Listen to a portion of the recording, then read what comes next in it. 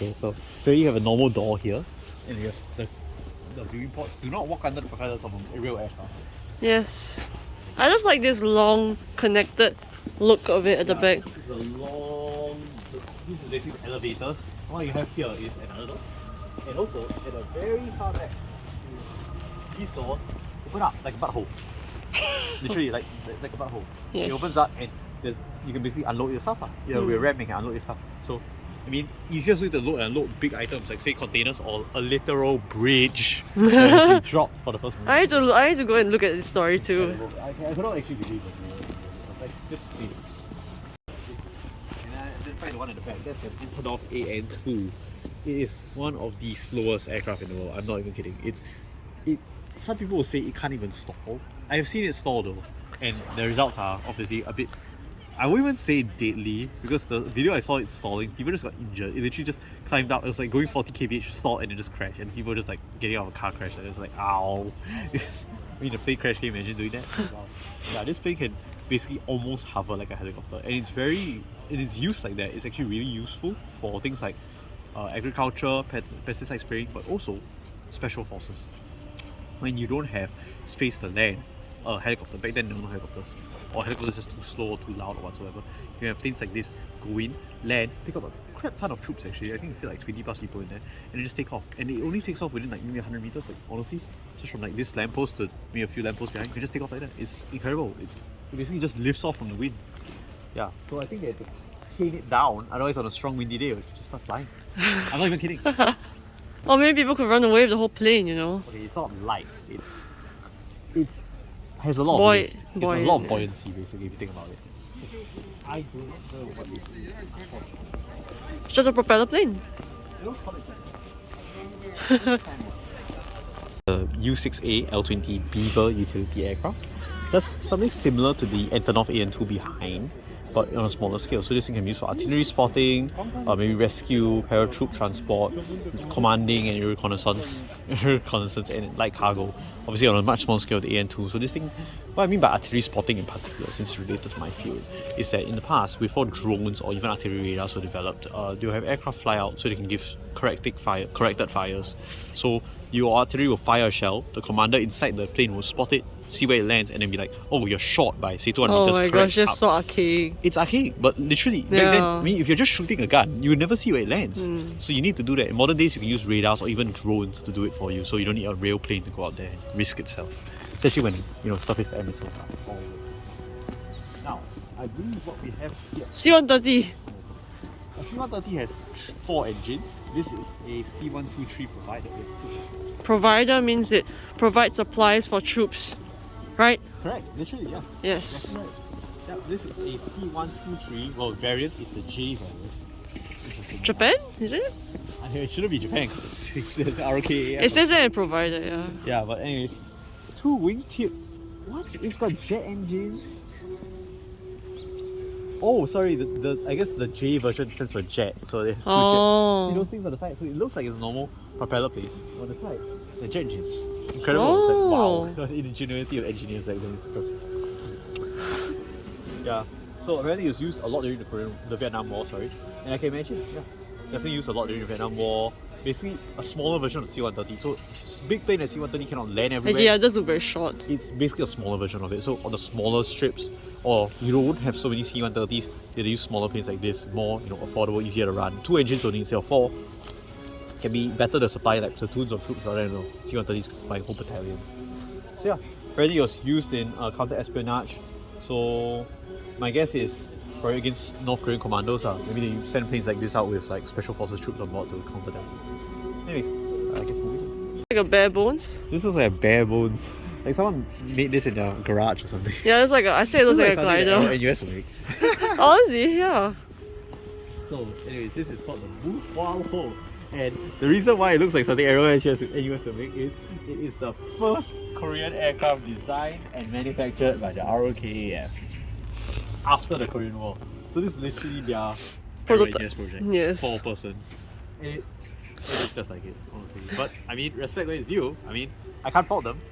So at least it's blue. So here we got the ailerons, we got flaps. I mean, I guess they're flaps. Are they put together? Maybe yeah, it's probably bolted. It's bolted together. I mean, Literally looks like it was made in someone's shed. Like, Yes. I could punch right through it. That probably cut. Yeah. I can't imagine being like the first engineer just being like, checklist okay, should be one reel. Yeah. Plane. Honestly, I love it. Amongst all the other like American, like the behemoth, the B-52 or Wow. the C-123 over here, gigantic, or say the advanced jet fighter over there, this is so cute. It's like, to know that it's the first one real, it's like, damn. Like before everything else, don't even talk about all the other things. Humble origins, you Simple, very simple. It's like someone made in his backyard. Literally. Yes, yeah. In fact, I don't. Okay, I don't know if those landing gears were originally mounted, but that is so cute. It's like, we already put the front landing gear from a Piper Cub, but we have nothing for the back. Let's get shopping cart with this. I just go to the shopping mall and just take this. So cute, I love it. It's so cute. But you know what I'm supposed to say about this show? Afternoon lads, we are now going to be covering the jet fighter section of the Air Force Expo. So now what we have in front of me is a Nicholette Chua MiG-19 fighter. Mine's so quiet. It's a supersonic jet fighter. I think the first supersonic jet fighter developed by the Soviet Union and inherently the Eastern Bloc. So it is powered by 2 jet engines and is armed with 3 NR-30 30mm cannons. Apparently this exact plane was used by a defector, Captain Lee Wong-pyong from North Korea. And he actually defected to South Korea, which is this aircraft. And hopefully he's living a happy life here, because his family will probably be executed. I'm pretty sure he's long passed away. Okay, probably, yeah, he's quite old. 1950s, right? Like, no, 1983. 1983, he'll be like 80 now. It's possible he's still alive. Maybe. Okay, regardless, his family's probably long dead. Anyways, yeah, this is basically an aircraft, a supersonic jet fighter, and it's used by North Korea. So this is kind of the polar comparison. This was used in the 1980s, by the way. So this, when the US was flying F-15s and F-16s, this is what North Korea is using, and probably still is using. What appears to be an F-4D, the F-4C, sorry. McDonnell Douglas F-4C Phantom II. So, okay, the board is quite screwed up, but basically, this is a supersonic, not just basic supersonic, Mark II capable interceptor aircraft, which has been it's been modified into a multi-role attack aircraft. So in the current loadout, it's actually armed for ground attack, I believe, with 6 cannons. 6 cannons, no, 6 missiles. 6 bombs. I don't actually know what model of bombs these Hold are. up, it says missiles here, right? No, it can carry missiles. But It's times 6. Means I'm right. no, those are AGM-65 Mavericks. These are not Mavericks, okay? These are just whatever model bombs they are. I can't actually tell. They look like 1,000-pounders. Not Mark 83s, but without the fuse.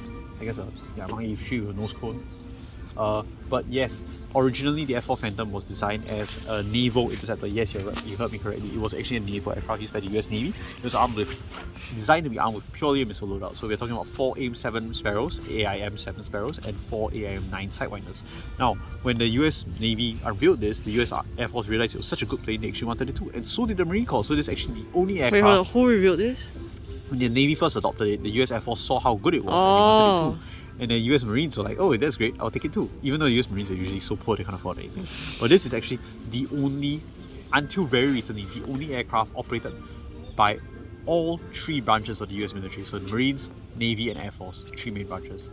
The only aircraft that has since done the same thing is the F-35, with the A, B and C version. A for Air Force, B is Marine and C for Navy. The A is not stand for Air Force, it's just a version for it. So yeah, basically the F4, twin engine, Mark II capable, so it means it will rate twice the speed of sound. And also, because it was basically inherently when you make aircraft that's designed to fly very fast and very far, you have very strong engines. With strong engines, you're able to carry a lot of things. So guess what? You don't just carry missiles. When the air is clear, like in Vietnam, you realize there's not really a need for an air defense fighter or like an interceptor. What you really need is actually ground attack. So you can modify it with bombs or Maverick missiles. I believe the Koreans call it the Peace Crescent here. Like kind of a nickname, or at least that's what it says in War Game. Maybe that's what Korean says. Maybe Phantom too, I think it's Phantom. I don't know. Yeah, it says Chontugi. Which is? I don't know. Okay.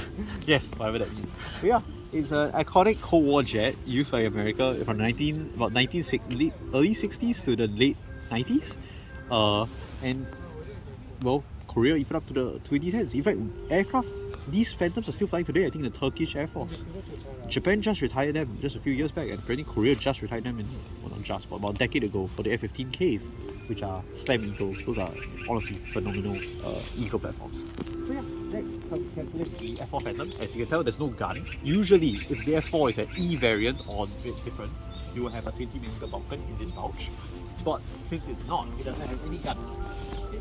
The big 19 over there has 3 30mm guns. Here you only have 2, the other ones are on the other side. These We need are to point out NR30. where the gun. What? No need right? Oh my god! Feature is so loud. NR30, 30mm cannons. A single hit from this will honestly obliterate your aircraft.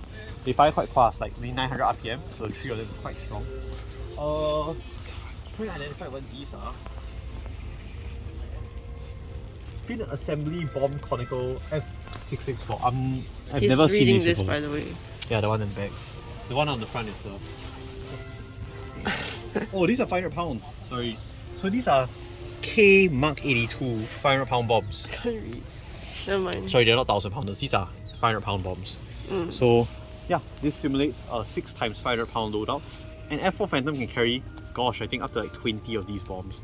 And you just, basically carpet bomb the whole area. I mean, great when the enemy doesn't have a lot of air defense. And behind us, we have, I believe, an F86D. F86D dog saber. Now, I thought it was an F86 like normal version. I'm very surprised. I thought there's a normal F86 around here because that was the iconic US fighter plane for the Korean War. But this is a D version of the dog. Now, what does dog Looks like a dog. Because it's got a dog nose. Yes, literally. The old saber used to just have a big hole, kind of like that big 19 behind, the big open mouth.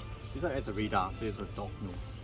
And also, its arm, instead of the old saber used to have 650 caliber machine guns, it's armed with this E24 pack of FFAR floating fin aerial rockets, missiles. Sorry, rockets, not missiles. They're not guided. So, in the early Korean War, not early Korean, early Cold War, aircraft were actually removing guns because they realized enemy bombers have guns too. So if your own fighters have guns, you basically get 1-to-1 trade, or even maybe your fighter will even lose because the bomber's bigger, it can take more fire and your aircraft will get shot down. Your fighter plane will get shot down. So what's the point of that? Just have rockets, fire a whole volley of rockets and run away, and rearm and come back. But what they discovered was actually these rockets were super inaccurate and they'll probably not hit anything. They were just hoping that one will hit and one is enough to bring down a bomber and mission accomplished. Yay! Because 1 for 1 is a very good trade. We realized that sometimes not even 1 for 1. The accuracy of these things were terrible, and they ended up kind of just being used for like ground attack at most. And many of these aircraft just were relegated to like second line duties, if not just retired outright. Pace of aircraft development during the Cold War was insane. Like between this little dog plane and that MiG-19 over there, we moved on to planes like this F4 Phantom or this F5 Tiger within like about 5 to 10 years. That's just how fast progress was. Like basically what looks like, I don't know, some grandma's rust bucket. Literally a Careful, don't hit your head. Sorry? Don't hit your head. Yeah, so in essence, the F4 Phantom was actually designed originally, remember, as a naval fighter. So you have an arresting hook. Now, this arresting hook is probably not as strong as a proper naval one because the Air Force weakened it. They just used it for the emergency wire thing. But the ones for the carriers are a lot bigger. But you can tell this area was for the arresting hook, and it shows. Now, what we have here, an F5 Tiger. Ooh. This was developed by Northrop, and